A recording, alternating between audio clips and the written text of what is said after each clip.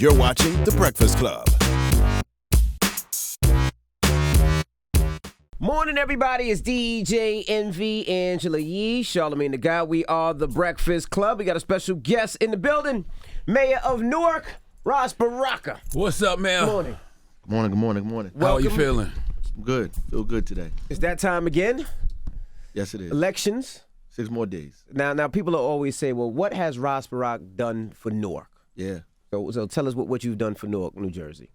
Well, when I first got in, it was a $93 million whole deficit, $57 million structural deficit. Mm-hmm. We, managed to fix that or get it under control, I should say.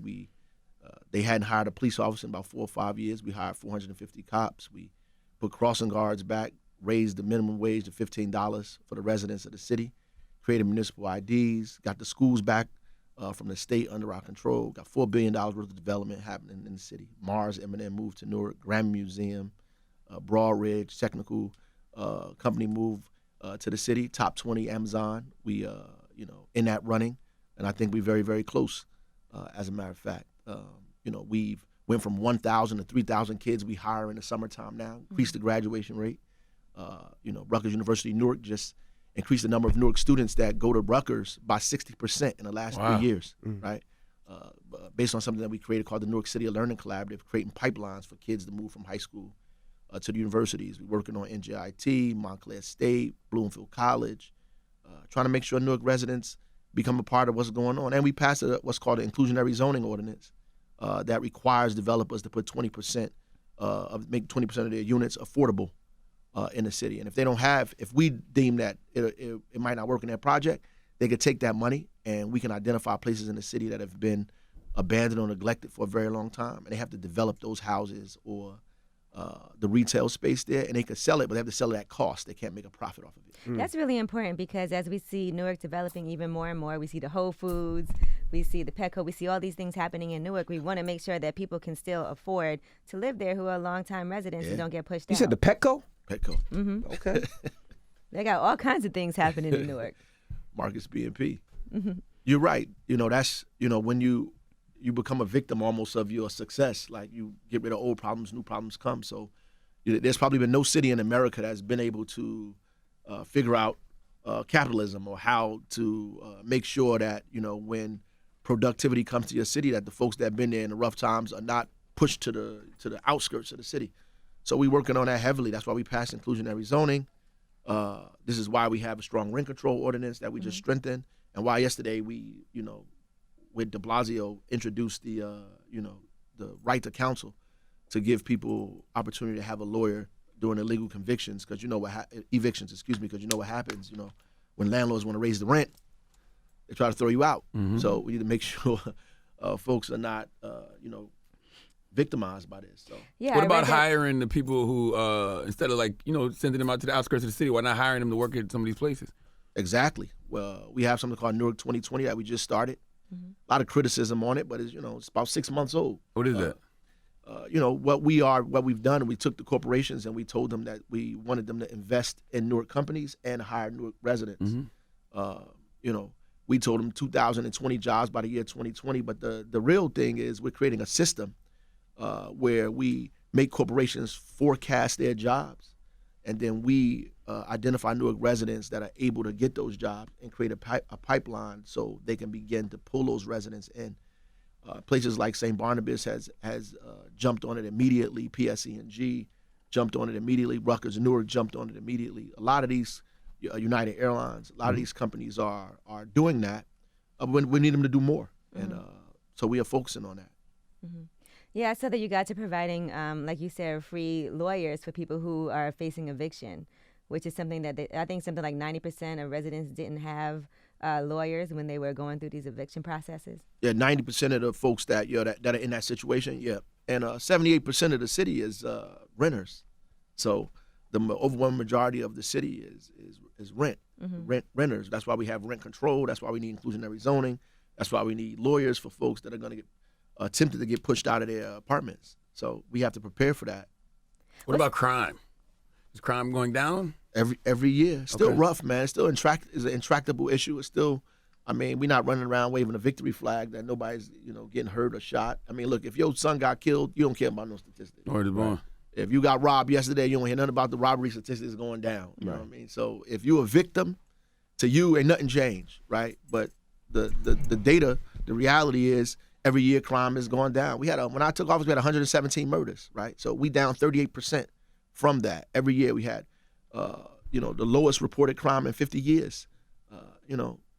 10, 20 years ago, we had twice the cops, twice the resources, and twice the crime. Now we have less police, less resources, and less crime. Why do you think that is? Well, I mean, we focusing, like we created something called the Safer Newark Council with the Rutgers and the kind of education and the academic sector to identify the trends where violence is taking place, where crime is taking place, who's doing it, and creating, first allowing the police to focus on those areas and not just throw a big net out there and throw everybody on the ground and up against the wall and violate people's rights, but begin to target where we think crime is happening at. And secondly, we have like the community street teams that are out there resolving conflict in the street, in areas that are very, very difficult. They're doing a good job. Explain the street teams to me, because I saw you launch this whole street teams thing. So how does that work, and how can somebody be on the street team? Well, it's actually a paid job, right? So you go there. Oh, you get paid to be on the street. Yeah. Okay. I mean, before that, cats was doing it out of their goodwill. Right. Now you actually get paid. You get trained. They go to formal training. We put them in areas, and we're trying to expand it. So we're trying to get money from the state to expand that. So we put them in areas where violence is happening, or they have intelligence that problems are going to take place, where police can't go, right? And use methodology that the police can't use, and begin to go in there and talk to guys and sit them down and resolve conflict. The majority of the crime that happens in the city of Newark, the shooting and the violence, is personal conflict. It's not gang related. It's either personal conflict or it's about drugs, right? So, and personal conflict is the number one thing that creates violence. These guys might be in a gang, but their affiliation with the gang is not the reason that they had the conflict. And we get this information by analyzing it through Safer Newark Council. The issues are, I got a problem with you.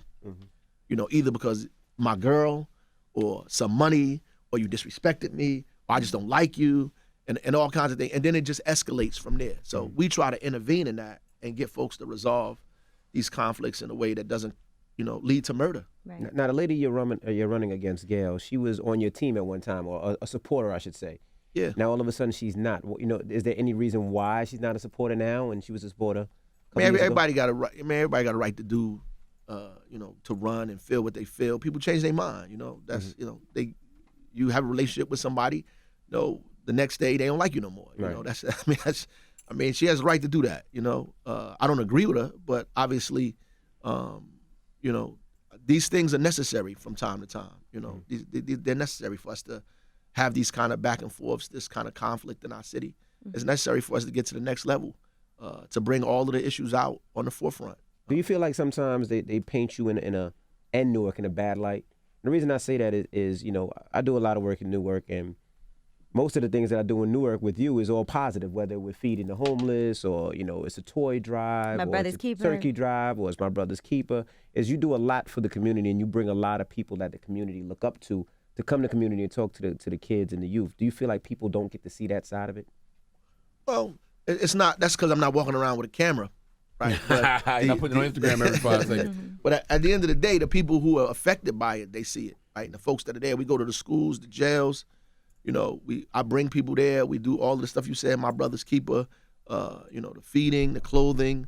And there's a lot of people are affected by that. A lot of people see it, right? And, they know what's happening in our city. And even folks that are dissatisfied, right? Because you can't satisfy everybody, and there's always going to be problems, right?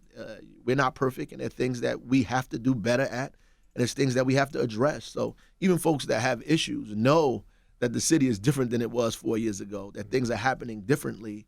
But it's their choice, their prerogative to make a decision about what they want to do going forward. But I think the majority of the residents in the town know what's been happening in the last 4 years. Now, recently in the news, we seen that some residents were suing you. Yeah. They were mad that they say allegedly you had a police escort for Funk Flex to come to a party. And I was mailing out things out of the city that was campaign related. Right. That's what they said. Yeah. The judge basically threw it out. He said it was frivolous, but he told us, we shouldn't escort private individuals to private functions. We escort everybody. That's what EPU does. They escort preachers, pastors, authors. Mr. Farrakhan. When he comes all the time, we escort everybody. We do that. We have a reputation of making sure people feel good when they come to our city, that they're safe. The issue was it was a party for me, so we paid for it. Like we paid for it anyway, right? It's $200, so we paid for it. He only charged $200 a DJ? No, $200 for the escort. Oh, I was like, what? No. He knows that's nothing. No, we that's a different cost. We had to pay that anyway. No, that's for the police overtime, the gas, the tolls to pick them up and bring them into the city. 2 cops. I mean, about $200. That's actually good though, because it was always a reputation in Newark. Don't stop at the lights. Yeah, you know what I'm saying? So if you somebody like that, you probably feel away when you come to Newark. For you to do business in Newark, you want to feel safe. And people do, even though we're changing the image, we're desperately working hard to get that done, changing the image and the feel that people have our city and what's going on there. I like Newark, man. I've always liked Newark. It's just black. You know what I'm saying? It just feel like a black place. Oh, yeah. You know what is It Newark is 50% is. black? Yeah, It's about 50% black. It's a majority Hispanic. black and brown city. Yeah, black and Latino. So what are the things that for your campaign now and moving forward? What are the things that you feel like are priorities for? Well, housing is always a priority. We're gonna stay focused on trying to create more housing in the city, especially in neighborhoods that have been distressed for a very long time that I grew up in, and we've already begun that, but we're gonna pay a lot more attention in those areas. Issues around homelessness that we have to address. We just stole the idea from Mayor Tubbs in Stockton, California, who's doing a great job hiring some of the homeless in the morning to help us clean the city. They're doing that now. We've started that like a month ago. So we've created our own homeless shelter. We can ready to do homeless transitional housing. So I think that's something that we need to work on, and we're gonna continue to do that as we go forward. You find that the crime rate goes down as employment opportunities go up, right? Absolutely. As employment goes up, as opportunities to go to college, after school programs, summer programs for young people, opportunities for them to be engaged with adults in structured programs. It's important. That's school is important. That's why we needed our schools back. That's why I fought to get them back. Data says a kid in a school, even in a school that's not doing well, has better life outcomes than a kid that's not in school. Right. So even if the school is doing poorly, if a kid goes to school every day, his life outcomes are greater than a guy who doesn't go to school at all. Right. Now, I was actually at my Sister's Keeper event, and then I was at my Brother's Keeper event most recently, where you were giving people employment opportunities, and I thought it was great. I saw the amount of kids that actually came out, and they were meeting with different corporations and doing their resumes and getting all kinds of job training. They had like barbers in there setting up haircuts for people. And I thought just even the feel of it, of people being out there networking and thinking about what they want to do next in their life is just such a positive thing for people. And I really enjoyed being there. There were panels for everybody. And I do appreciate the fact that you reach out to all of us on the Breakfast Club to come to Newark, to actually participate in a lot of these events that we appreciate being at. Definitely. We need you there. People want to see you. They want to feel you. They look up to you. And I think it's important when you guys make statements or be at events that encourage people to go to school, to change their lives, to transform their conditions. People walked out of there with jobs that day. Yeah, they did. Right, they were telling me. They were like, yep, I got a job. Yeah, so that's great. If 10 people came out of there with a job, I would have been happy. Now, have you had run-ins or conversations with the White House, Capitol Hill, with the Trump, with the president, or no? No, not at all. No. So there's It's crazy because he called Newark a shithole. Yeah. all of the countries he called shitholes too. They all live in Newark. All of them from Newark. That's our city. But at the end of the day, it's crazy because when Obama was the president, when President Obama was there, I was at the White House all of the time, and he was always coming through Newark, and every time he came, he would call and get us to meet him at the airport. I mean, our access was just incredible, and opportunities to talk to the president about real issues, criminal justice reform, issues around employment. I mean, and talk to the most powerful man in the world about these issues in your own city is huge, right? And those opportunities are not happening. All like those that seats at the table It's gone. done. How many times has Trump been to Newark?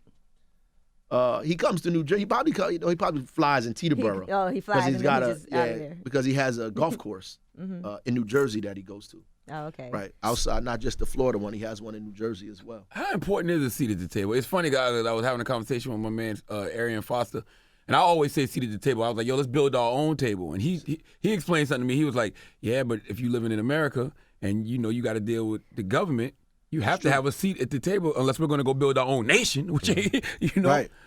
Yeah. I had a political science professor at Howard. He was like, if your what you think is not in the conversation, then what you think don't matter. And so at the end of the day, it is important in terms of democracy. So it's democracy and self-determination. We have a right to have our own table and probably should have our own table too. And when we want to go over there, we go over there when we want to. But because we citizens in the United States and we here, we ought to have a voice in that table too. Because they take our money like they take everybody else's, right? And everything that happens in this country affects our lives. So we have a right to have a voice in what's going on there. Well, we also have a right to build our own table, right? And put some kente cloth on it and do whatever we want with it at the same time. So how do we do that, though? Because nobody wants to engage with this administration, except for Kanye. Mental health is a serious problem in our country, man. Jesus Christ. We have to, pay attention to that. But, I mean, I think that we have to have a local strategy, and that's what mayors and folks on the local level are doing. We're trying to, and it's really forcing us to talk to each other, like forcing us to, like de Blasio and myself and Mayor Tubbs and mayors in Jackson and all over to talk to each other about what's working for us, how to push back against all of this Trump stuff, how to unite around things that are working, and how to support one another. And it's forcing us to do that because we don't have any pipelines into the national government. We don't have any help, and we don't see it anywhere on the horizon that is going to show up anytime soon. So we have to kind of bunker down and figure out how to get some of these problems solved with the little bit of resources that we have. Now, are you scared that you possibly could lose? On Tuesday? Yeah. Well, there's only two ways to run: unopposed and scared. That means you work hard, man. Anytime somebody run against you, you better be scared. Right. So and that makes you run, and not take anybody for granted. You got to go out there and run hard. All right. Well, we appreciate you for joining us. Yes, sir. And you always have my support, and whatever you need is Newark, especially when it's giving back, especially with the homeless. And we did one event, and it was just so dope to see yourself and Common was there, Fabulous was there, Charlemagne was there, I was there, just helping and feeding the homeless. And besides feeding them, they were just so happy that people cared. That was the main thing. They were happy that people cared. All right. Well, it's the Breakfast Club. It's Mayor Ras Baraka.